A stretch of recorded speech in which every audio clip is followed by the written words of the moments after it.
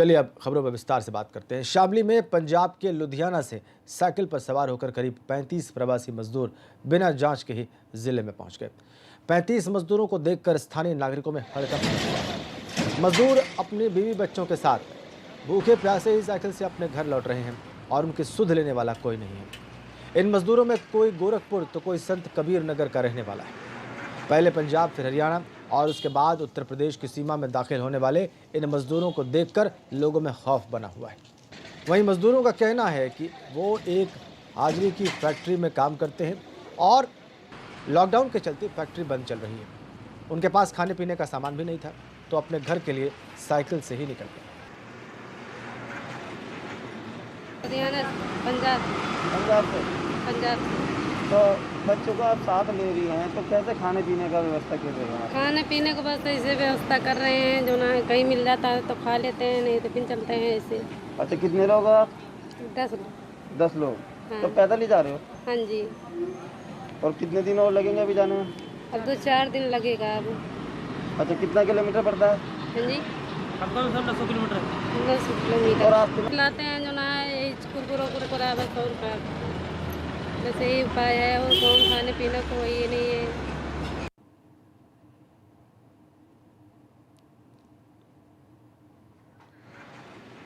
तो साइकिल से ही रवाना हो गए ये मजदूर। स्थानीय लोगों में हड़कंप मच गया। ये देखिए आप, मजबूर थे ये लोग। लुधियाना में औजरी फैक्ट्री में काम करते थे, लेकिन हालात बिगड़े तो उनको ये करना पड़ा। पंकज हमारे संवाददाता हमारे साथ हैं। पंकज, प्रशासन ने कुछ इंतजाम किए?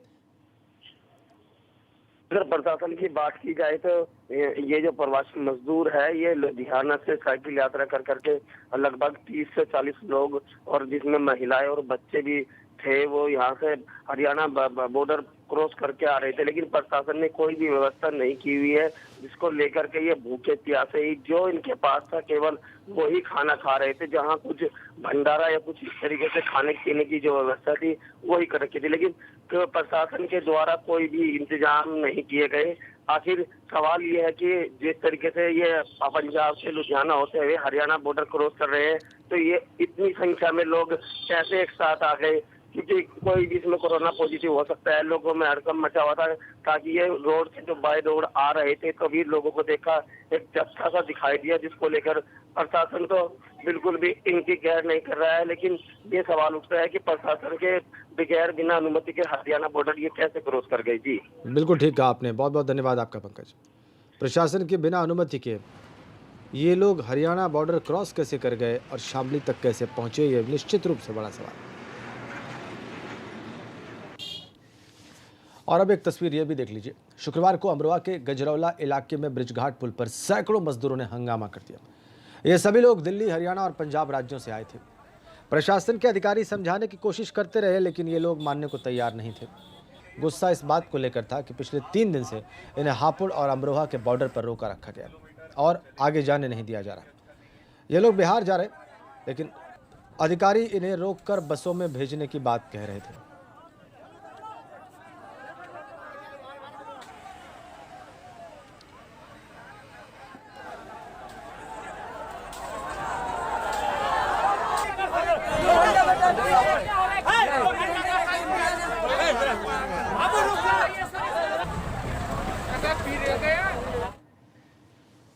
मुरादाबाद में एक वीडियो वायरल हो रहा है, जिसमें कुछ लोग लड़ाई करते हुए दिखाई दे रहे हैं।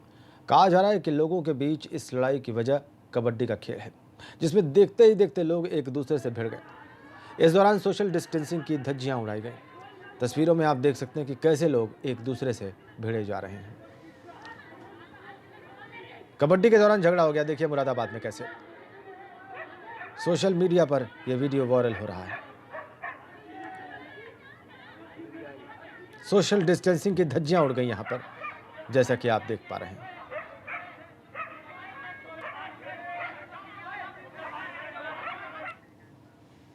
अगली बड़ी खबर प्रयागराज से है। 2 लड़कियों की डूबने से मौत की खबर आ रही है। गंगा में नहाने के दौरान यह हादसा हुआ है। गोताखोर लड़कियों की तलाश में जुटे हुए हैं। अफसोसनाक खबर प्रयागराज से। 2 लड़कियों के डूबने की खबर आ रही है गंगा में नहाने के दौरान। बड़ी खबर, बड़ा अपडेट हम आपको दे रहे हैं।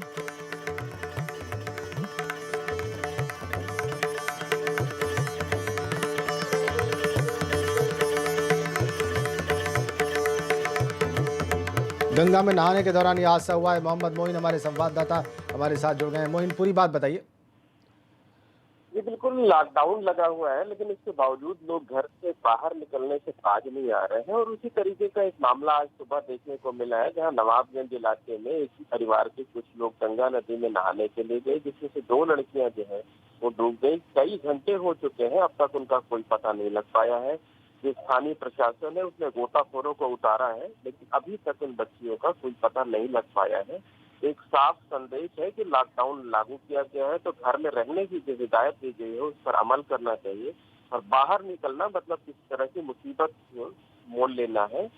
तो जो हादसा हुआ है उसमें जो गोताखोर है, जो स्थानीय प्रशासन है, वो दोनों बच्चियों का पता लगाने की कोशिश कर रहा है, लेकिन कई घंटे हो चुके हैं और अब तक उनके बारे में कोई जानकारी नहीं मिल सकी है। बहुत धन्यवाद आपका मोइन।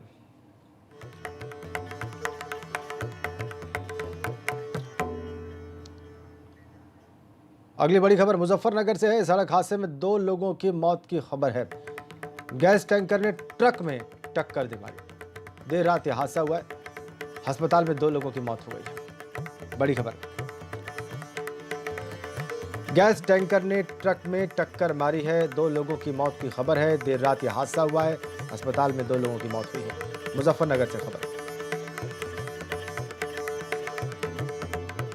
भयावह गैस टैंकर ने ट्रक में टक्कर मारी देर रात को। 2 लोगों की जान चली गई है इसमें।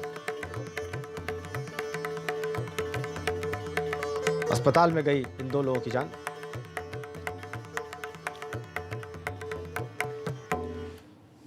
और देश भर में लॉकडाउन पार्ट 3 लागू है, लेकिन पश्चिमी उत्तर प्रदेश के हिसाब से लॉकडाउन का ये तीसरा चरण बहुत मुश्किल भरा साबित हो रहा है। ऐसा इसलिए क्योंकि पश्चिमी उत्तर प्रदेश के कुछ जिलों में कोरोना मरीजों का आंकड़ा 200 के पार चला गया है। कुछ जिलों में 100 से भी ज़्यादा कोरोना के मरीज हो चुके हैं। पश्चिमी यूपी के सहारनपुर, नोएडा और मेरठ में कोरोना पेशेंट्स की डबल सेंचुरी हो चुकी है। वहीं गाजियाबाद और मुरादाबाद में 100 से ऊपर कोरोना के मरीज हो चुके हैं। मेरठ की बात करें तो यहाँ पर 11 हॉटस्पॉट्स थे, अब बढ़कर 46 हो गए। मरने वालों का आंकड़ा 11 हो गया है।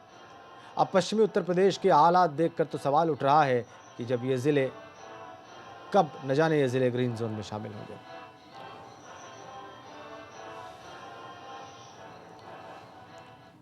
सीधा मेरठ चलते हैं। बलराम पांडे हमारे संवाददाता इस वक्त वहां से सीधा कनेक्ट हैं और उनसे बात करते हैं कि ये जो चिंताजनक स्थिति है पश्चिमी उत्तर प्रदेश में और इसके कुछ जिलों में, इससे ये इलाके कब निकल सकते हैं, कोई योजना है प्रशासन के पास कि नहीं है? बताइए बलराम।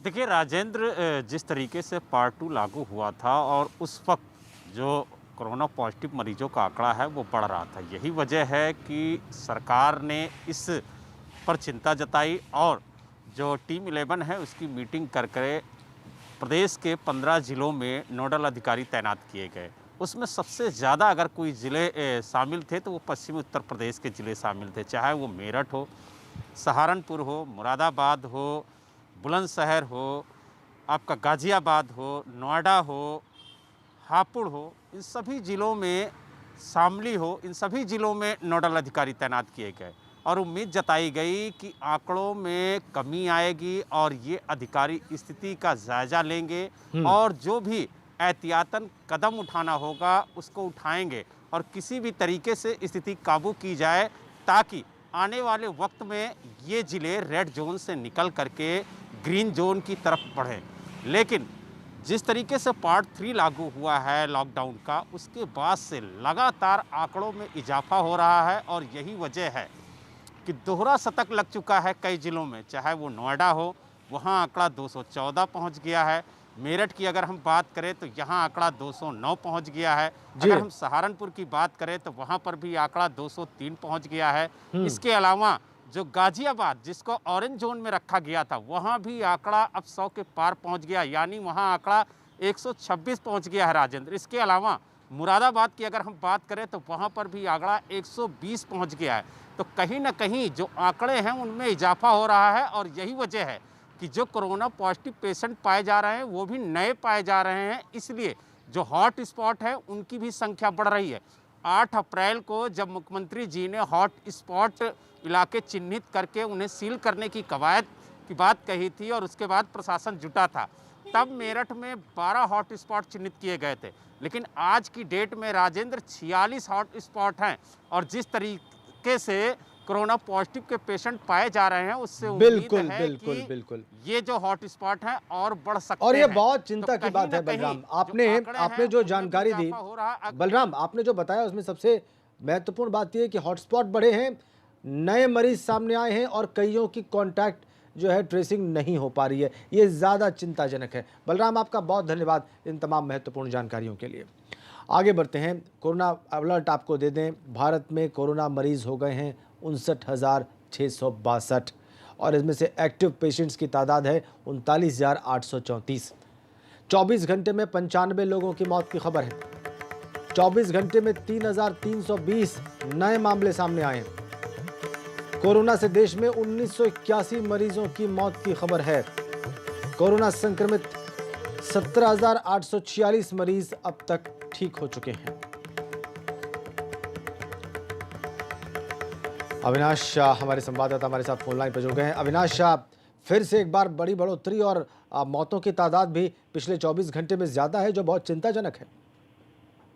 बिल्कुल राजेंद्र, अगर बात करें तो धीरे धीरे कोरोना अपना विकराल रूप लेता जा रहा है। जिस बात का डर था भारत में कि तीसरे स्टेज पे भारत न पहुंच नहीं पाए, वो कहीं ना कहीं अब दिखने लगा है कि भारत में लगातार पिछले अगर 4-5 दिनों से बात करें तो लगातार 3,000 के ऊपर मरीज निकलकर सामने आ रहे हैं। हालांकि सरकार इस पे तर्क दे रही है कि टेस्टिंग ज्यादा बढ़ा दी गई है, रोजाना 80 से 90 हजार टेस्टिंग हो रहे हैं। लेकिन ये चिंताजनक बात है कि रोजाना 3 से 4 हजार मरीज निकल कर आ रहे हैं और लगभग 100 से ऊपर लोग ही रोजाना मर रहे हैं। तो ऐसे में सरकार को भी अब ज्यादा से ज्यादा जो है कुछ ऐसी सुविधाएं करनी चाहिए जिससे कि इतने मरीज निकल कर ना आए।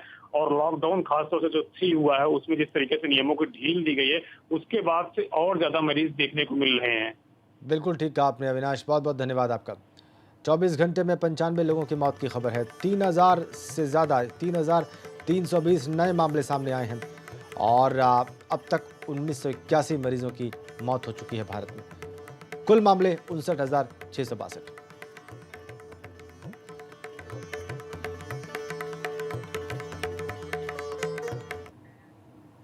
और अगली खबर कानपुर से है। वहाँ पर सोशल डिस्टेंसिंग का पालन करते हुए फैक्ट्रियों में कामकाज शुरू हो गया है।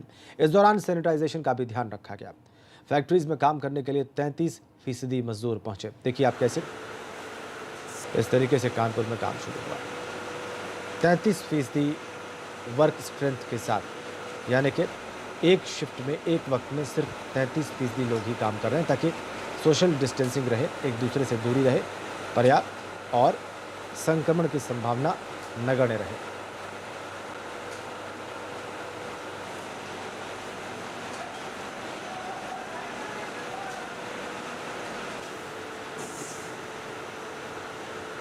कामकाज शुरू हो गया कानपुर की फैक्ट्री।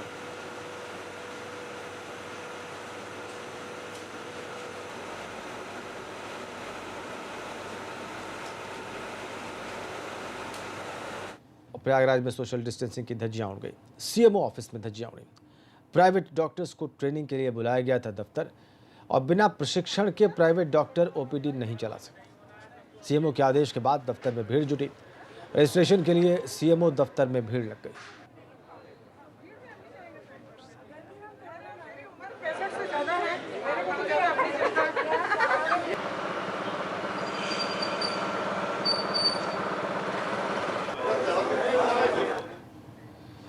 और अलीगढ़ में बेसिक शिक्षा विभाग के अधिकारियों ने ऐसा कदम उठाया कि सैकड़ों स्कूली बच्चों की सुरक्षा खतरे में पड़ गई।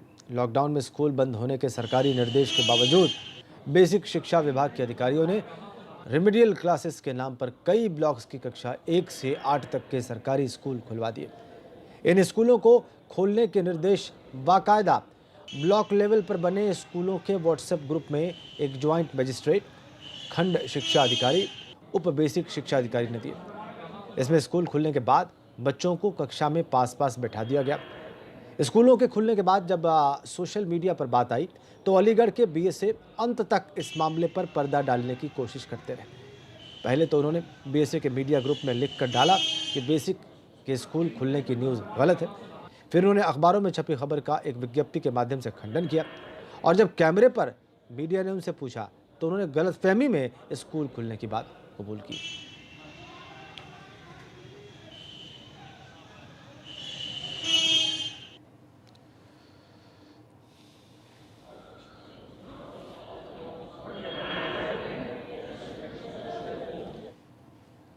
अगली बड़ी खबर कानपुर देहात से। वहां पर एक और कोरोना पॉजिटिव केस सामने आया है और जिले में कुल 3 हो गई है कोरोना मरीजों की तादाद। 2 दिन पहले ये व्यक्ति महाराष्ट्र से घर लौटा था। प्रशासन ने पूरे गांव को सीज कर दिया है। कानपुर देहात से यह खबर हमें मिल रही है।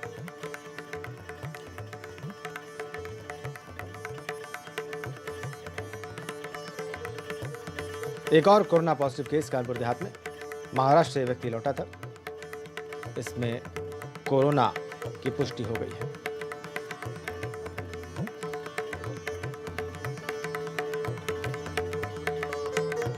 पूरे गांव को प्रशासन ने सीज कर दिया।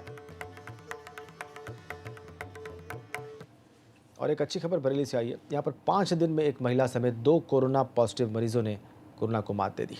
इसके बाद डॉक्टर्स और हॉस्पिटल स्टाफ ने महिला, उसके बच्चे और पति का फूलों और तालियों से स्वागत किया। आपको बताएं कि ये वो लोग हैं जिन्होंने कोरोना को मात दी है, वो भी सिर्फ 5 दिनों के अंदर। SRMS मेडिकल कॉलेज के कोविड वार्ड में भर्ती है दोनों मरीज बहुत खुश हैं। फरीदपुर की महिला ने 1 मई को एक प्राइवेट हॉस्पिटल में एक बच्चे को जन्म दिया। रोली नाम की महिला में डॉक्टर्स को कोरोना के लक्षण दिखाई दिए, उन्होंने उसका सैंपल भेजा। 3 मई को रोली की रिपोर्ट पॉजिटिव आई, हड़कंप मचा। हॉस्पिटल के सभी डॉक्टर्स और स्टाफ का भी सैंपल लिया गया, सभी को क्वारंटीन किया गया। महिला को मेडिकल कॉलेज रेफर किया गया और 4 मई को रोली का सैंपल जांच के लिए सरकारी लैब भेजा गया, उसकी रिपोर्ट नेगेटिव आ गई। ये 2 पेशेंट जो हमारे पास आए थे ये पॉजिटिव थे और आज इनकी तीसरी रिपोर्ट नेगेटिव आ गई है, इसलिए इनको डिस्चार्ज किया जा रहा है और पेशेंट ठीक है इस समय और अभी अपने घर जाएंगे। घर में क्वारंटीन रहने के लिए एडवाइस दी गई है इनको, जिससे कि और किसी को इनके अटेंडेंट्स भी सब नेगेटिव हैं। ये वाकई बहुत पॉजिटिव बात था, इस तरीके से बहुत कम समय में इन सब का संक्रमण मुक्त होना। एक ब्रेक के लिए रुक रहे हैं।